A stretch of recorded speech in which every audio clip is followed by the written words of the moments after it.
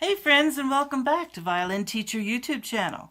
And today I'd like to teach you a great spiritual piece called Go Tell It on the Mountain. It could have been part of my Christmas tune scheme, but it's still a great piece any time of the year. You can check the description for a copy of this music or a way to get this music. The particular music that I am using, I'm going to change it a little bit. So let's talk about that real quick.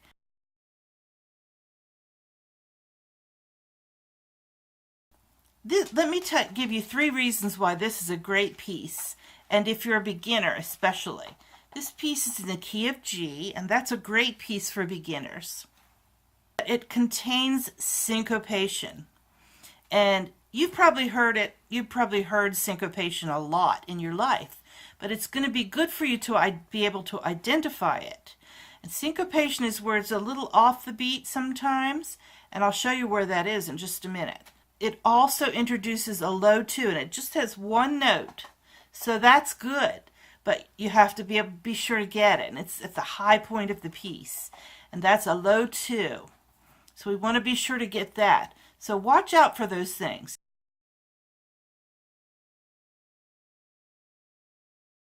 Now where I change the music is in line 1. This is the way I hear it. This music, I'm not even going to play it the way it's written. I'm going to play it the way I hear it. So it's the first couple measures as written.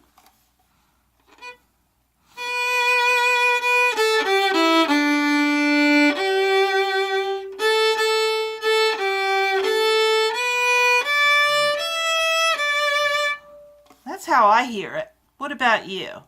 It's not written that way though. So the second half of the third measure, change the note from, I think they're playing a 1 on A. Change that to a D3. So here it is.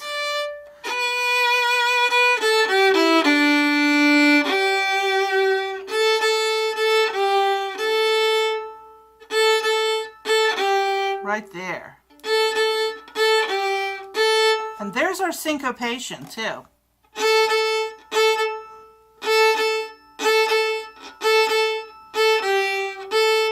Over the hills, and then the last measure will be 1, 3, 4, 3, and that's good too for a beginner person to use that 4th finger. And it's a real great setup because you play 1, 3, 4. So that's the same thing that we work on in the well-formed left hand, which I'll link right here. You should watch that series and work through it. It's the nitty-gritty technique that everybody needs to do. You can't skip it. You can just learn songs and have fun, but you've got to do the work too if you want to be a good player. So look through that well-formed left hand. And another reason is because even though you just play the fun tunes, you'll play them out of tune unless you get your hand in good shape, in the right position. Okay, so I'm going to turn the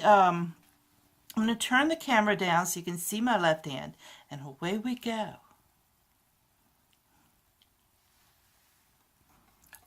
Okay, so this piece is going to start on this string, on the A string.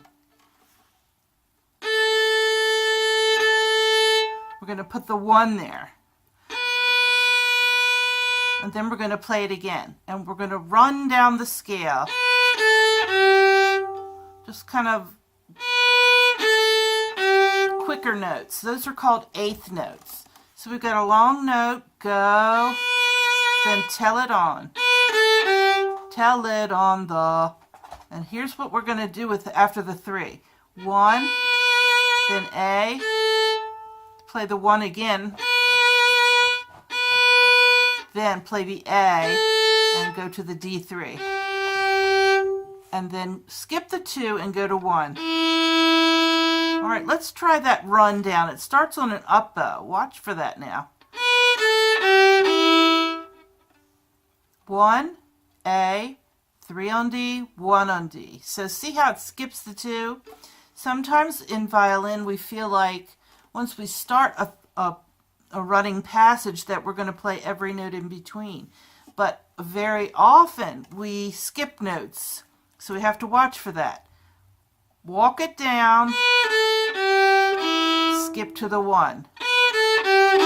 If you want to do the extra work, and by the way, I'm looking at the music now, and you do that 4 whole times in this piece, so it would be good to just do that unit if you want to. Here's an extra little tip about how to practice those kinds of units of practice that if they are difficult especially, this is a great way to tackle them and master them. That's what it's all about in violin, is isolating it, practicing little pieces of it until you get it right. You can do it 100 times wrong, and that will never get it right. You can skip from the beginning, skip over the hard part, and play to the end, and that will never get it right. So you have to practice it right to get it right. So and when you hear the little adage, practice makes perfect, it doesn't. I'm here to tell you, perfect practice makes perfect. So here's one of my little tricks that I will add to my strategies of perfect practice, and that is to practice things backwards. So I like to isolate the unit, and that means just pluck it out of the music, and basically it's 4 notes, so I could probably play that without looking.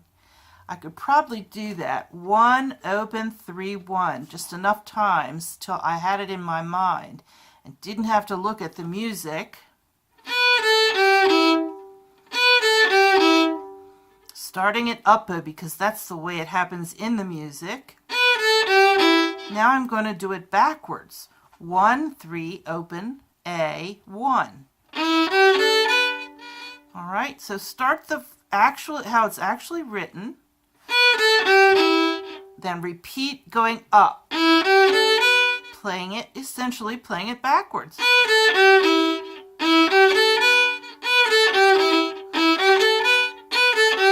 And if you want to speed it up, that'll help you play it faster.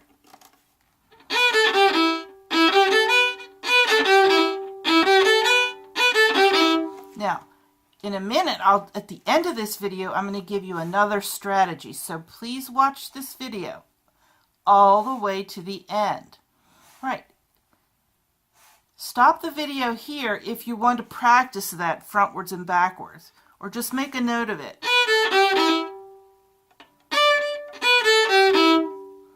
Until, so you can use that in your practice strategies.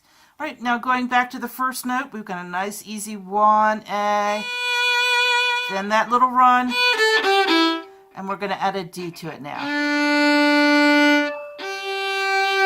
Now, if you didn't know it, this is a G. This is G. This is G, but so is this. So we want those 2 notes to kind of match in pitch.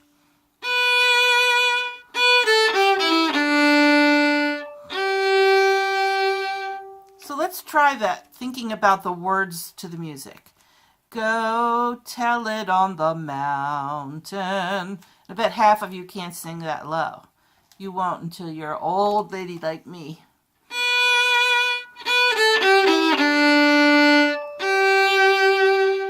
All right, the next part is over the hills, and remember, this is where I change the music from as it is written.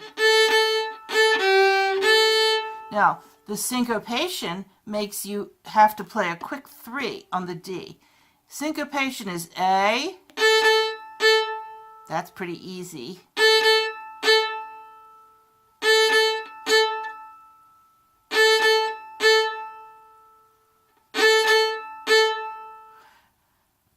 Now let's add the 3 on D to it.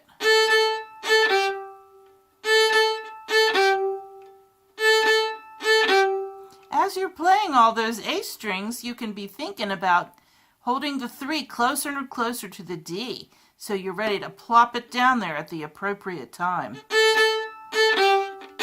Then you come back to the A.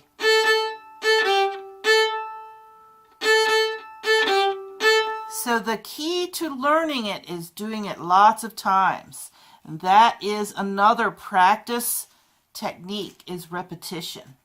So what have we done? What have we come up with so far about practice? Isolating it, playing it right, that's important. Playing it lots of times, and that's important. All right, now let's finish this phrase where we go 1, 3, 4. And this is what I want you to do when you're playing this 1, 3, 4. As you're playing 4, hold the 1 and 3 that you just played on the string. See how I'm holding those fingers down?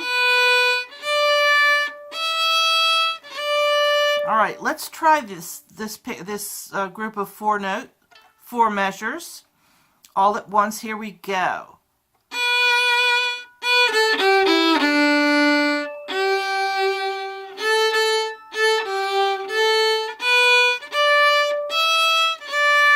Great.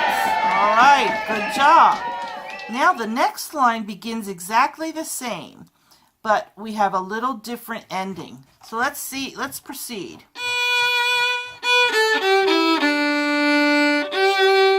Here's where it's different. Add another 3, and then A. The words here are that Jesus Christ was born. So we're going to add a 3 instead of holding a long 3. Add another 3 on D and then do 2 A's. Good, that's pretty easy. The next part is a little tricky because you have...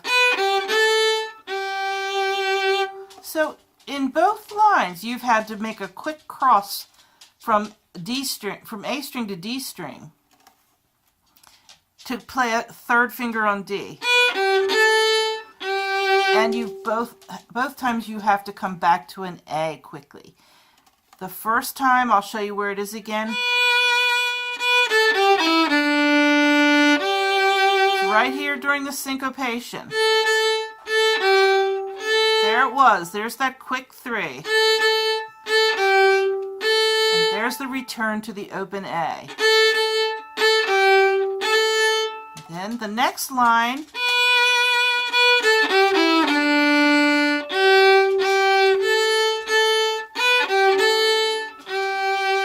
Alright, so it is a little different in that it is preceded by a first finger.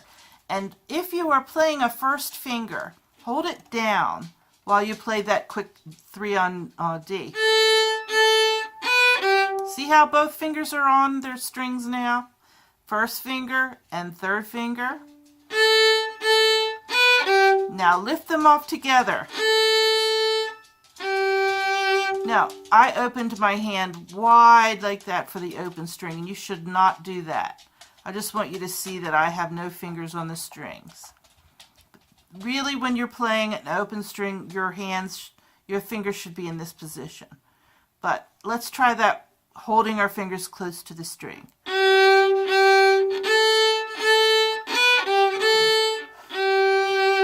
Couldn't even tell, that I was playing an open string. All right, now we go to the part, which I don't know the words, but it's the chorus. So starting on the D, 3, then 1, 3 on the A. Here's that sequence again where you play 3 and then 4. And you do it backwards. So isn't that interesting that the melody now employs our strategy for practicing? So that gives you a good reason to do the way that I suggested when you're doing your isolation and conquer of the little units. Because the reason I like to do it is because possibly you You may not need it in that piece, that sequence of notes in that order, in that piece, but you will need it in a piece in some time in the future, and you will have already done the practice, so it'll be easy. This sequence of notes is not as fast, so it's easy.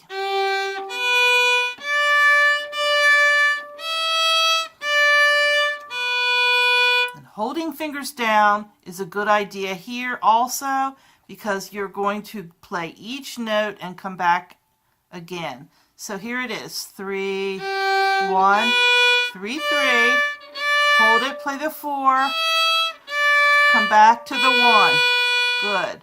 Now we have a new beginning. 3A, 3A. Repeat the first part. Use your 4. Hold your fingers down. Now we're going to do this on the D. 3, 4, 4. 3, 1. Did you notice how we did 1, 3, 4, 3, 1 again on the D? So this is a great piece for technique if you're a beginner and you're trying to get a good setup for your left hand. You'll play better in tune when you hold those fingers down. Let's play these 2 lines again. This is sort of the B phrase. We're going to add our C natural at the very end. You're going to play a C natural from an open hand. So you play a D and then a low 2 on the A. So it would be good to do target practice. There's really 2 things going on here. There's a target of the low 2, but there's also a string crossing. So you can simplify that. That's another strategy that I'll show you how you do that. You can do it in any piece. You can simplify it by putting all the notes on one string. So in this case we play D, then we cross over to the A and play our target notes low 2. But if that's a little tricky, you can eliminate the string crossing by just playing A. Now this isn't the way it's written, but it is the good way to practice it, to eliminate the difficulty or the challenge of a string crossing by just letting yourself target the second finger on one string. So simplify is always really a good strategy for practice. So let's review now what we have come up with in terms of strategizing our practice. Isolate and conquer, that's number 1. Number 2 is to play it frontwards and backwards. Number 3 is to play all the notes on one string to eliminate string crossings. Okay.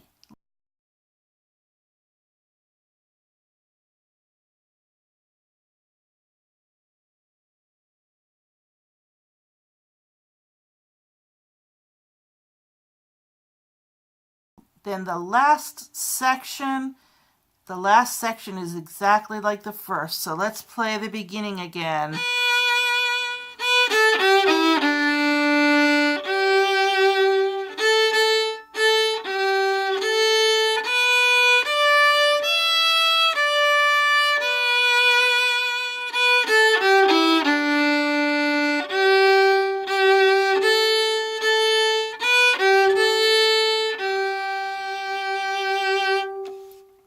So nothing new there, right? Let's play the piece all the way through. This time, maybe we could add some open strings.